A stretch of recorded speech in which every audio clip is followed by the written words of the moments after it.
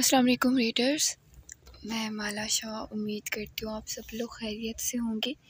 Welcome to Mala Shah novels with a new episode of Dil Tera दीदार मांगता है। आप लोगों का अच्छा रिस्पांस आया था। अब ये तो नहीं है ना कि बंदा बुरा रिस्पांस आए तो बताए और अच्छा आए तो ना बताए। आप लोगों का अच्छा रिस्पांस आया था एपिसोड नंबर आई थिंक 12 पे। 13 का तो खासा भी मैंने देखा नहीं है रिस्पांस क्या आया है, लेकिन अच्छा ही आया होगा इंशाल्लाह। और काइंडली मेरे यूट्यूब चैनल को भी सब्सक्राइब करें और मेरा हयातिम नावल है, न्यू नावल है, उसे भी रीड करें। आई होप कि आप लोगों को वो भी पसंद आएगा। दिल तेरा दीदार मांगता है किस्त नंबर 14। उसने हॉस्पिटल को देखते गाड़ी रोकी थी। वो तेज़ी से उतरता उसकी जानिब आया था जो होशो आवाज़ से बेगाना थी। उसका निकाब हटता उसका चेहरा अयां कर रहा था। चाची सही, मैंने हाथ लगा सकता हूँ? वो पहला ऐसा शख्स था कि अपनी मोहब्बत के मरने के डर से छूने की इजाज़त मांग रहा था। शायान कुछ करो, मेरी बेटी को कुछ हुआ तो मैं मर जाऊंगी। शमसा बेगम भी गाड़ी से निकलती आगे की तरफ आई थीं। उन्हें कुछ नहीं होगा चाची सही, मैं कुछ नहीं होने दूंगा, एहतशाम कहता उसे बाहों में भरकर हॉस्पिटल में दाखिल हुआ था। वो बार बार अपने दाएं हाथ से उसका ढलकता निकाब दुरुस्त कर रहा था। वो खुद को छुपा कर रखती थी तो शायान एहतशाम से उम्र भी उसे छुपा के रखेगा। वो इमरजेंसी वार्ड में दाखिल होता, उसे स्ट्रेचर पर लिटाता, उसके नकाब को दुरुस्त करके पीछे हुआ था। 2 मिनट का टाइम है सिर्फ तुम्हारे पास, तुम सब यहाँ से गायब जाइए और फीमेल नर्स को भेजो। वो अमरिया के बिल्कुल सामने खड़ा होता, उसे छुपा गया था। तीनों वार्ड बॉय इमरजेंसी वार्ड से निकलते फीमेल स्टाफ को बुलाने चले गए थे। टाइम की कदर नहीं तुम लोगों को, एक इंसान कितनी तकलीफ़ में है, पूरे 1 मिनट ज़ाया कर दिया तुम लोगों ने। फीमेल स्टाफ को वार्ड में 3 मिनट बाद दाखिल होता देख वो चिल्लाया था। शमसा बेगम का बीपी हाई था। वो उन्हें दूसरे वार्ड में अपने जानने वाले डॉक्टर के पास ड्रिप के लिए छोड़ आया था। सॉरी सर, वो तीनों एक साथ सर झुकाए बोली थी। सॉरी माय फुट, जल्दी से मुझे फर्स्ट एड बॉक्स दो। वो ऑपरेशन कोट पहनता नर्सों को अपने साथ खड़ा किए खुद ही गोली को निकालता उसका जहर साफ़ करने लगा था। सारी नर्सें हैरान सी उसे देख रही थीं। तकरीबन 20 मिनट लगे थे उसे ये सब करने में। वो फारिग होता अपने ग्लव्स उतार कर रखता, अब वो नर्सों को देख रहा था। तुम लोगों को शर्म नहीं आई? गलत फर्स्ट एड बॉक्स देते।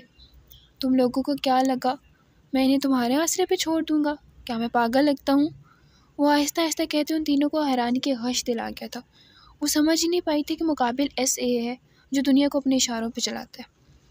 वो बैग वक्त टीचर डॉक्टर वकील सब कुछ ही था। दिस इज़ नॉट फेयर जाना, वो हंसकर कहता अपने जेब से अंगूठी निकालता उसे चमकता देख ज़ेरे लब मुस्कुराते हुए अब सामने देखने लगा था। वार्ड पूरा खाली था। वो नर्सें कहाँ गायब हुई थी? ज़मीन खा गई थी या आसमान निकल गया था? कोई चाहकर भी नर्सों को नहीं ढूंढ पाया था। वो अमरिया को बेहोश देखता अपने होठों को एक दूसरे में सख्ती से बेबस्त कर गया। वो सामने रखी कुर्सी पे बैठता अपनी नज़रें अमरिया पे मरकूज़ कर गया था। आर्यान दावर के साथ ही डेरे से निकलता उसे अल्लाह हाफिज़ कहकर हवेली की जानिब आया था। वो हवेली में दाखिल होता किचन से पराठों की खुशबू को खुद में उतारता किचन में दाखिल हुआ था। तहमीना शाह और समीना शाह दोनों ही नाश्ता बनाने में मसरूफ़ थीं। आर्यान को किचन में दाखिल होता देख उन दोनों ने उससे मुंह फेर लिया था। वो अपनी दोनों माओं की नाराज़गी देखता ज़ेरे लब मुस्कुराया था। अहम। वो जान पूछकर ज़ोर ज़ोर से खांसने लगा था। अल्लाह खैर, सिमी पानी दो इसे। तहमीना शाह फ़ौरन उसके पास आती उसकी पीठ थपथपाने लगी थी और समीना शाह फ्रिज से पानी की बोतल निकाल कर गिलास में डिलती उसके पास लाई थी। पानी पियो जल्दी से। समीना शाह उसका कंधा थपथपाती उसे पानी का गिलास पकड़ा गई थी। वो पानी पीता अपनी अम्मा सही की जानिब उदास नज़रों से देखने लगा। पानी का गिलास शेल्फ पे रखा गया था।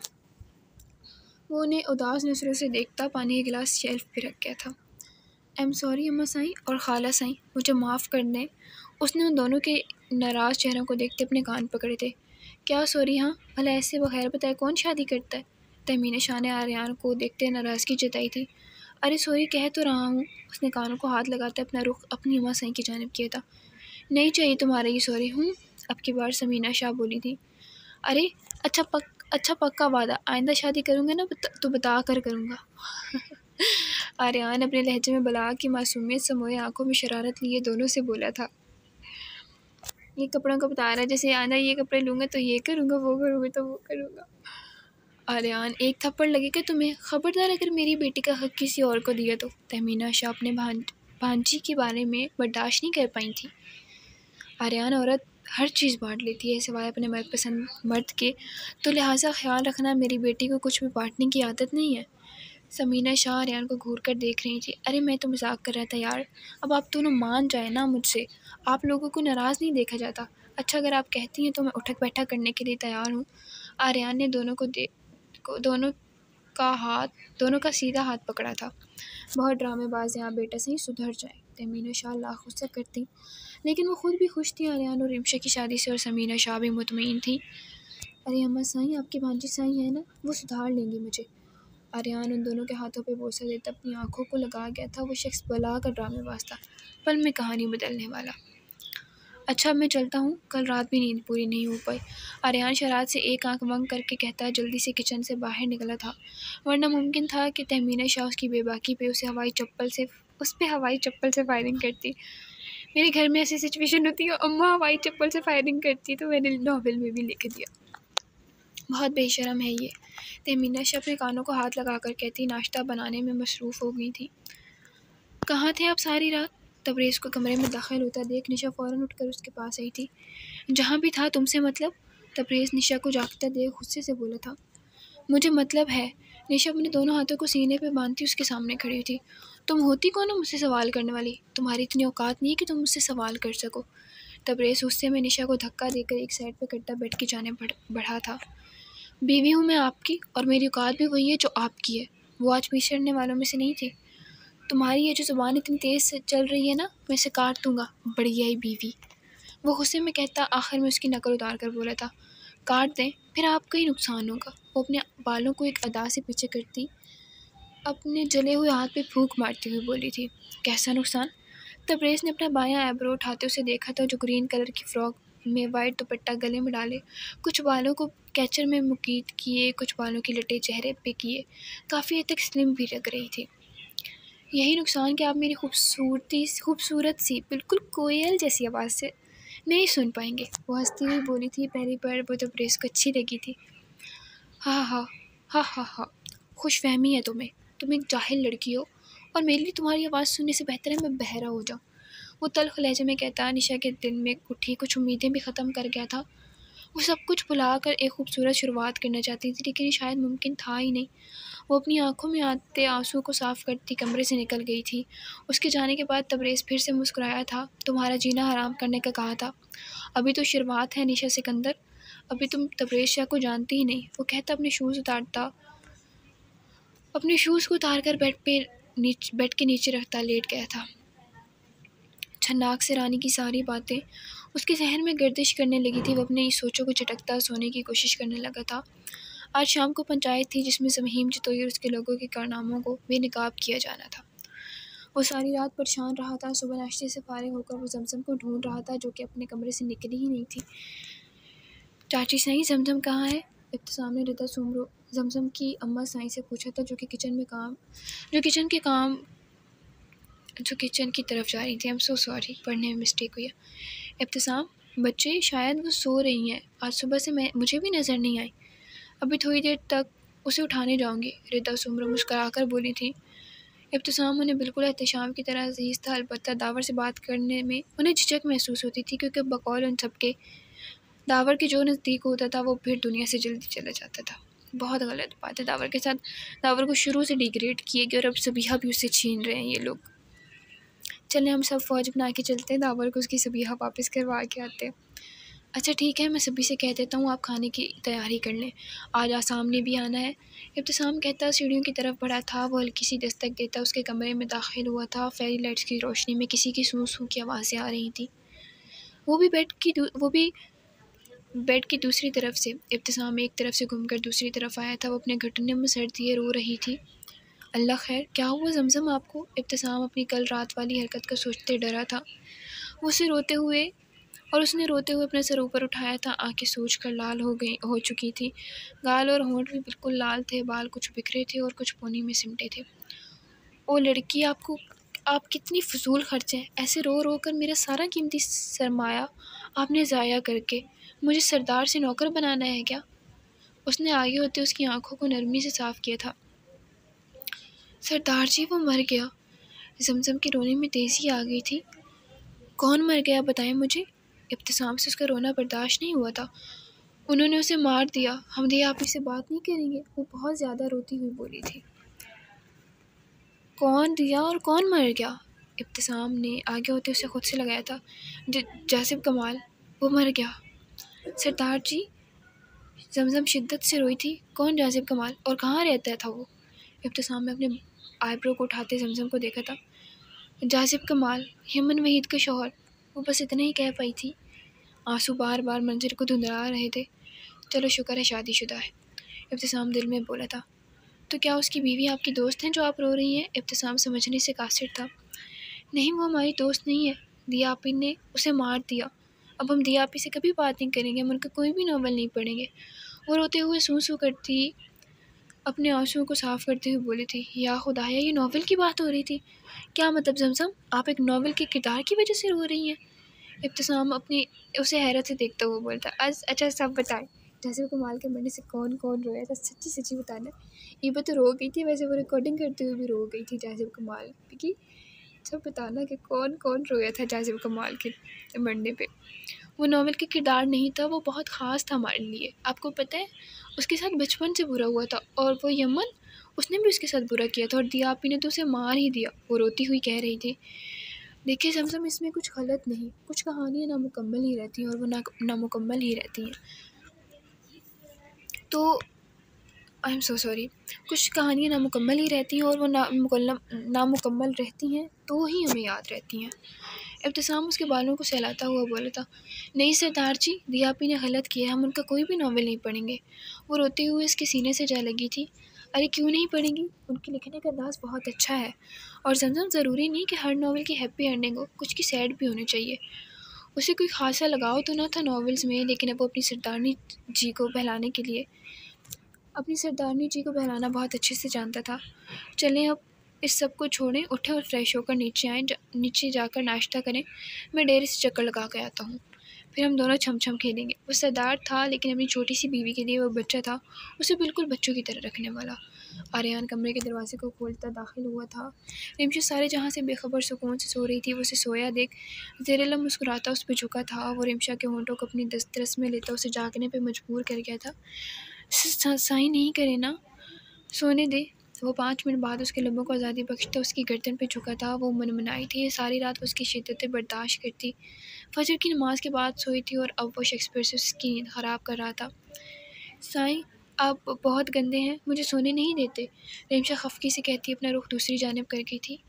आइंदा के बाद अगर मैं पास आऊँ तो अपना रुख ना बदलना। अपना रुख ना बदलना। वो उसका रुख सख्ती से अपनी तरफ करता फिर से उसके होंठों पे झुका था। अब की बार उसके लम्स में सख्ती थी। रिमशा की आंखों से आंसू बहते देख आर्यान उससे दूर होता कमरे से बाहर चला गया था। वो वहीं लेटी रोने लगी थी। क्या उसने गलत कर दिया था? वो मुंह हाथ धोकर बाथरूम से निकलती ड्रेसिंग के पास खड़ी हुई थी। बाल जो कि पोनी में जकड़े थे उन्हें खोलकर वो ब्रश करती अपनी लाल होती आंखों को देख रही थी। हाय अल्लाह जी, वैसे हम रोने के बाद कितने प्यारे लगते हैं ना। वो अपनी लाल आँखों और सुर्ख रुखसारों पे हाथ रखती मुस्कुराई थी। इब्तिसाम कमरे में मौजूद उसकी एक एक हरकत को नोट करता अपनी मुस्कुराहट दबा रहा था। वो पीले रंग की शॉर्ट फ्रॉक पे वाइट दुपट्टा गले में डाले मासूम से चेहरे के साथ इब्तिसाम के जज्बात को फिर से भड़का गई थी। वो बेड से उठता आराम आराम से अपने कदम उसकी जाने बढ़ाता उसके पीछे आया था।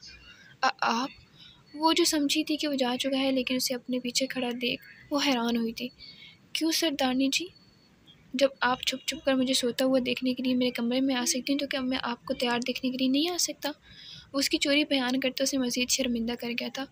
तो क्या हुआ सरदार जी, आप हमारे सरदार जी, और वैसे भी हमारी दोस्ती कहती कि शौहर को प्यार करना चाहिए, और शौहर वो होता है जिसके साथ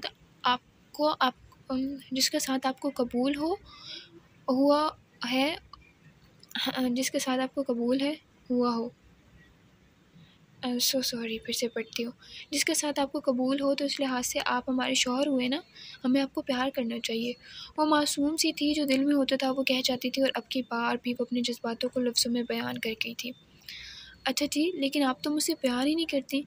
इब्तिसाम ने अपने चेहरे को संजीदा करते जमजम को देखा था, जो आईने से उसे ही देख रही थी। अरे किसने कहा हम आपको प्यार नहीं करते? वो उसी तरह खड़ी अपने और उसके कद में फ़र्क देख रही थी। बस मुझे लगता है इब्तिसाम उसे उसी अंदाज से बोला था, अरे सरदार जी आपको गलत लगता है, हम तो आपसे बहुत प्यार करते हैं, ढेर सारा वाला प्यार। वो अपने दोनों हाथों को फैलाती जैसे अपनी मोहब्बत का नाप करके उसे बता रही थी। अच्छा क्या वाकई ही, लेकिन मैं कैसे मानूं? अपने वो शरारती अंदाज में बोला था।